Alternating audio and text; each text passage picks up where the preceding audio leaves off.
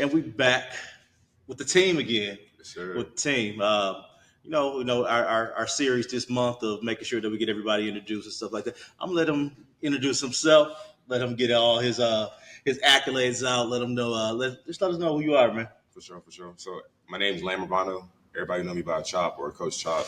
I'm a receiver coach, movement specialist here at Grindhouse.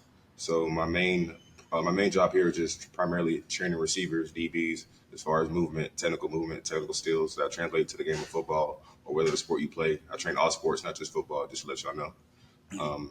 I graduated from Wiley High School. I didn't start at Wiley though. I started at Lake Collins, so I moved from Dallas to Wiley eventually. So Wiley kind of became my second home in a way. So ever since then, and once I graduated from Wiley, went off to college in Nebraska, played some football there, came back home, and from there I just started training. Now I'm living the dream. So what was day one for you when you like, you know what? I want to train people to do this.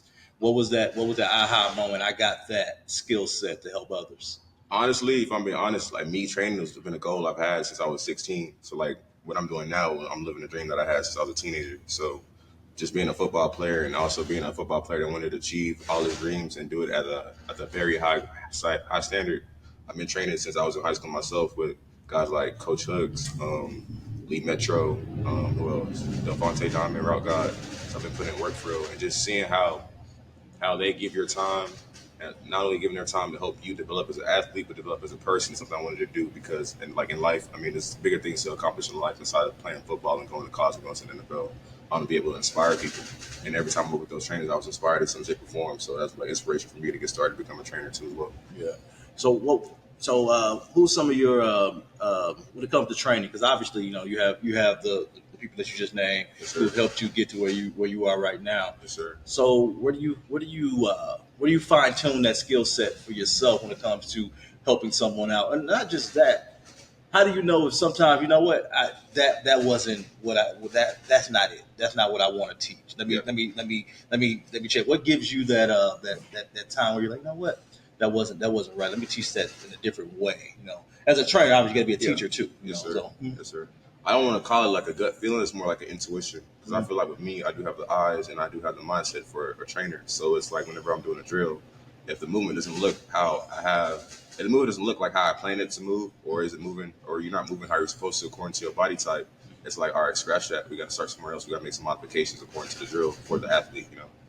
And that was going to be the next question I have because just be honest, you got receivers that's 5'7", Hmm. and you got receivers that's 6'5", Hmm. and like they don't have the same skill set. They don't do the same thing, the same move. So how do you fine tune your training for each individual athlete? For sure. So what I do is I do an evaluation for every athlete. So I just determine what they're good at and what they're bad at. So with every athlete has a strength. So taller receivers naturally are good at jump balls. They're deep threats. Shorter receivers are better in the slot, so they're good in short range of movements. They got quick bursts. Mm-hmm. So what I try to do is just bring those intangibles all together for every athlete. I try to make the big athletes move like they 5'7", Mm-hmm. and I try to get the 5'7" athletes to play like they're 6'3". Mm-hmm. And sure. So right now, if you had to gauge like where your players are, because obviously you got players all over the city, Yes, sir. especially in the area, things like now. What do you feel like your athletes? If I was to put your athletes next to a receiver just in high school right now, or even college receiver, what do you feel like your athletes are going to naturally be good at? Footwork, Footwork. feet, Mm-hmm. eat over here. You can't eat without no feet. All right. Like and for yourself, what were you good at? And what were the things that you know that because obviously everyone can't train, Mhm. and every trainer doesn't make that next level of thing like this. So what is it that you when you have someone coming in and they're saying, hey, I want to get better. I want to do this, but then they look at resumes and things like that. So what do you show? What do you tell people? Like, hey, this is where I can get you, and here's the proof that I can show that I get you that. How do you get those people to buy in to what you're teaching? For sure, for sure. So with just me, myself, I mean, if you just look back according to my film, I don't have, I wasn't a 4 star, 5 star, or 3 star. I didn't have no stars. But if you call on the tape, you'll see route running. You'll see the ball get caught. It doesn't matter if it's down the field. It doesn't matter if it's in coverage and zone. I make football translate how it's supposed to translate. So with that being said, all the training I've had myself from other trainers, I've been able to reciprocate to my athletes as well in order to help them and help change their goals and achieve their dreams. Okay. What's your goals then, man?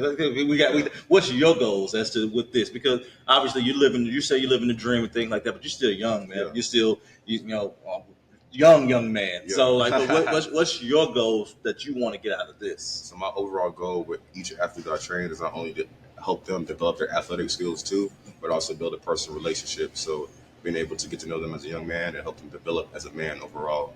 Yes, sir. So outside of that too, I would say my personal goals are just, we live in Wiley, so with that being said, right, I want to turn the city up. So Wiley High and Wiley East right now, Wiley East the big dog. Wiley High not as prominent as we used to be back in the day. So what I'm trying to do is get both teams up in that cylinder of schools like Duncanville, schools like Highland Park, schools like Allen. When you hear those names, you know, oh, they finna pull up, they finna ball. So whenever y'all hear Wiley, like you don't know you're gonna get smacked in the face. Like that's what I want to do with the city. I'm gonna turn the city up. That's dope, man. So do you have aspiration to coach? If I'm being honest, I feel like coaching for me will be like more of a retirement job. Okay.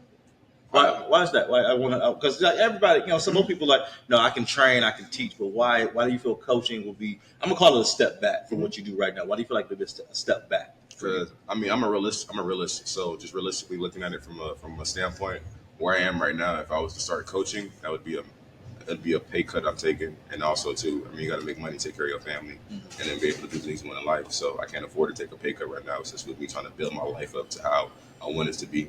And also too, with coaching, that's a lot of time taken away from your family, a lot of time taken away from personal things you want to achieve in life. I still have a lot of goals I want to achieve. I'm young. I'm only 23. I got a lot more to do. And right now, if I start in coaching would have to be my main attraction, and I don't want it to be my main attraction right now. Not until at least I get my family set, until I get my house and everything just falls into place for me. I feel you, man. So, you live in Wiley.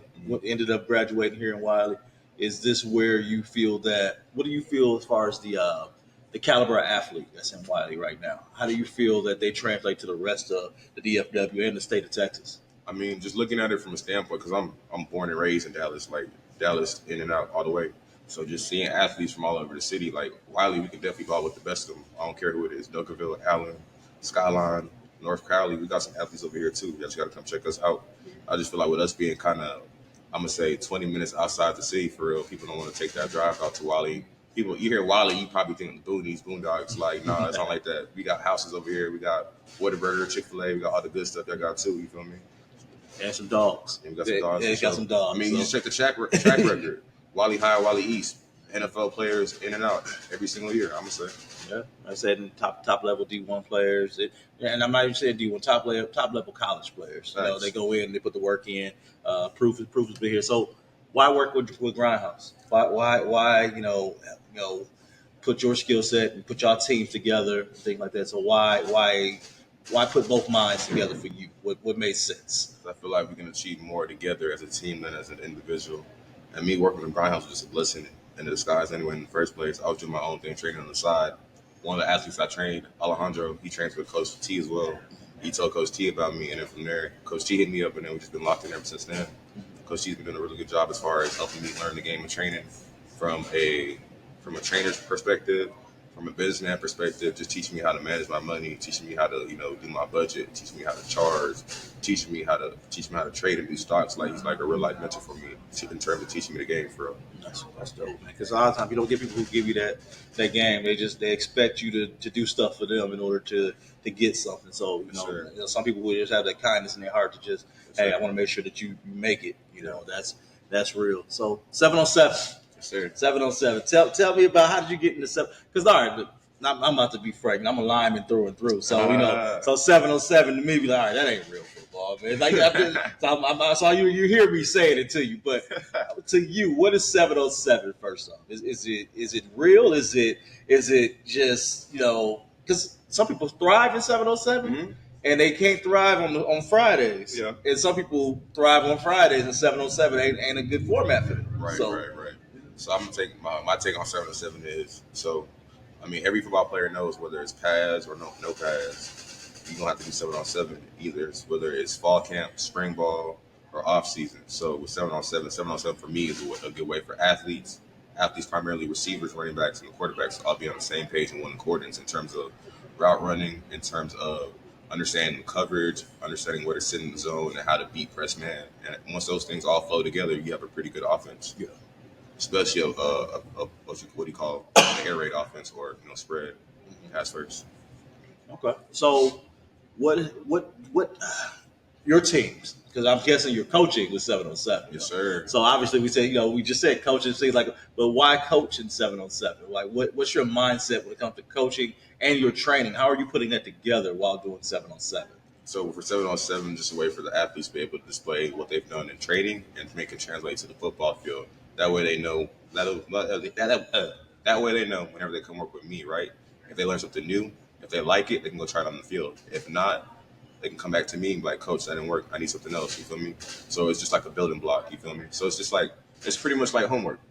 I'm giving the assignment. They going out there on the field and then they getting it done, and I'm just grading it based off of that. Okay. So for you, what's your next steps? Because obviously we're training. Mhm. What's your next steps when it comes to this game here? Where you see yourself in 2 years, 5 years? What do you see yourself going from here? In 2 to 3 years, or 2 to 5 years, I should say. In 2 to 5 years, I still see myself kind of still staying around Wiley. I mean, I might live here, I might not. We just gotta see how life goes, especially how my pockets look like. Inflation crazy right now. Right, so. man. You gotta tell me I own a house. So I do not. But yeah, so for the most part, I see myself sticking around here, helping the kids. We got a good community. We got great kids. We got great families out here. So I still see myself doing my things in terms of training. I got a job outside of this. I work in healthcare, so I'm still do that for the most part. Okay. And as far as your players, Mhm. some of the players that you have right now, where do you see some of your top players in the next 2 to 5 years? Because that's important to you too, I believe. Yeah, for sure. So right now, a couple of the top players I train in Wiley be Marion Porter, Mikey Henderson. Who else is there?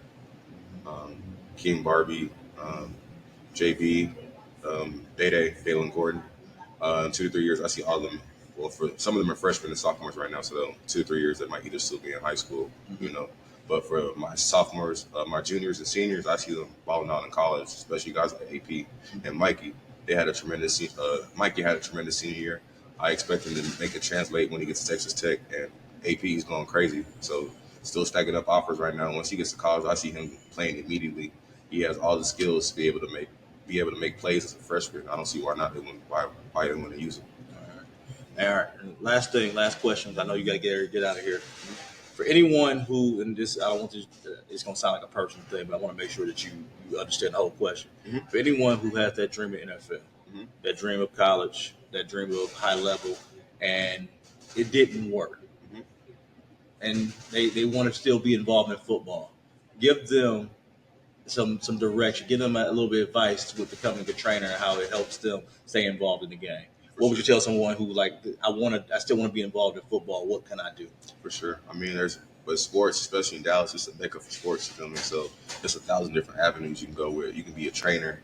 You could be a physical therapist. You can be an athletic trainer. You can get into sports psychology. There's a million different things you want to do. But I'm just say, no matter what you do, just have that same desire and that same drive you had when you were an athlete, when you were chasing those goals. That's what's going to fill you. That's going to light that fire inside you to be able to continue to wake up every morning and work with those athletes with a positive mind and a positive perspective. You never want to get to the point where you start working or training and it feel like work. Every time I train, every time I come in the grindhouse, it just feel like me working out like I'm an athlete. And that's how it's supposed to be. Anytime I train, I never feel like I'm working. It just feel like me, I'm working out, having fun with the kids. I mean, there's a benefit to it, a financial benefit, but I don't even count that. I never count that. I'm just doing this to help the kids at the end of the day, all day. That's dope. So, what can they find you on social media, man? So you can follow me on Instagram at 838 Performance. You can follow me on, I call it Twitter because It's still, we don't. I'm not but I call it I don't Twitter. know, man. You sound like an old dude, man. Yeah, you can follow me on Twitter. It's Glowman Lamb, GLOMANLAM. And you can be sure that you can find me on all the Grindhouse pages too, the podcast, the Grindhouse Sports Training Instagram page. You can find me on TikTok too. TikTok's gonna be the same thing, 838 Performance as well. All right, y'all. Listen, y'all want to come get that work in? First off, you got to come get your feet right. Come get your feet right. You want to get all that work in?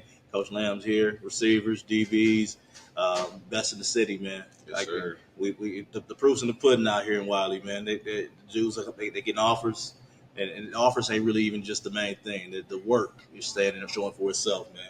Not just high school, college athletes. You want to train pro athletes, looking for draft stuff. I'm gonna plug you all the way. We want to make sure we get all the work out here, man. So hey, slow feet don't eat. Hey, I'm not the best in the city right now. D-Rob and Coach Hooks got it, but shit, give me 5 years. On God, I got next. all right, y'all. All right, we'll see y'all. Right?